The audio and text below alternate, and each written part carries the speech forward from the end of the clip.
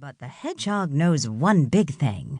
Berlin goes on to suggest that, taken figuratively, this distinction between the fox and the hedgehog can mark one of the deepest differences which divide writers and thinkers, and it may be human beings in general. The hedgehog represents those who relate everything to a central vision. 1. Are you a hedgehog or a fox? One system less or more coherent or articulate in terms of which they understand, think, and feel. A single universal organizing principle in terms of which alone all that they are and say has significance. The fox represents those who pursue many ends, often unrelated and even contradictory, connected, if at all, only in some de facto way, who lead lives, perform acts, and entertain ideas that are centrifugal rather than centripetal, seizing upon the essence of a vast variety of experiences, without seeking to fit them into any one unchanging, all-embracing, unitary inner vision. Berlin gives as examples of hedgehogs Dante, Plato, Dostoevsky, Hegel, Proust, among others. He gives as examples of foxes Shakespeare, Herodotus, Aristotle, Montaigne, and Joyce. Berlin goes on to argue that Tolstoy was a fox by nature, but believed in being a hedgehog. Both of us are foxes, or at least aspire to be so. We admire the intellectual rigor of those who try to produce a unitary vision, but we prefer the rich, contradictory, and sometimes chaotic visions of Berlin's foxes.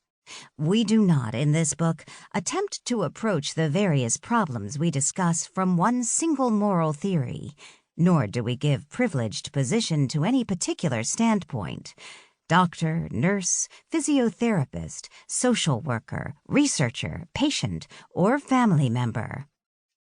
Although this book is called Medical Ethics, its scope encompasses all aspects of treating, managing, and conducting research into illness and disease. Activities that involve a wide range of health and care professionals working alongside each other.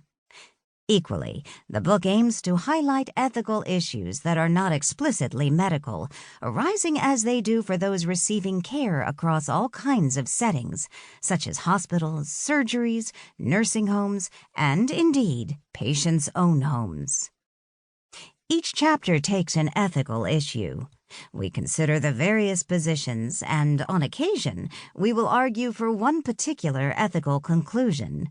We use whatever methods of argument seem to us to be the most relevant to making progress in addressing the difficult ethical decisions that healthcare professionals and society need to take. On the distinctiveness of medical ethics. It is the role that argument plays that goes some way towards identifying the distinctiveness of medical ethics from related activities. Medical law, political activism, and the social sciences relating to medicine. Argument has a central place in medical law, as it does in medical ethics, but the foundation of the argument and the role that the conclusions play are different. In the case of law, the foundations of the arguments are those principles set out in statutes, or that are either implied or explicit in previous legal judgments. In the case of ethics, however, the principles are not given. Indeed, much of the argument in ethics might be about what are the ethically right principles relevant to this situation, and why. Again, although the argument in both disciplines will be concerned with how to apply principles to specific situations, the law will be constrained in such application to similar situations in previous legal judgments. Ethics, while perhaps guided by previous applications, is never constrained.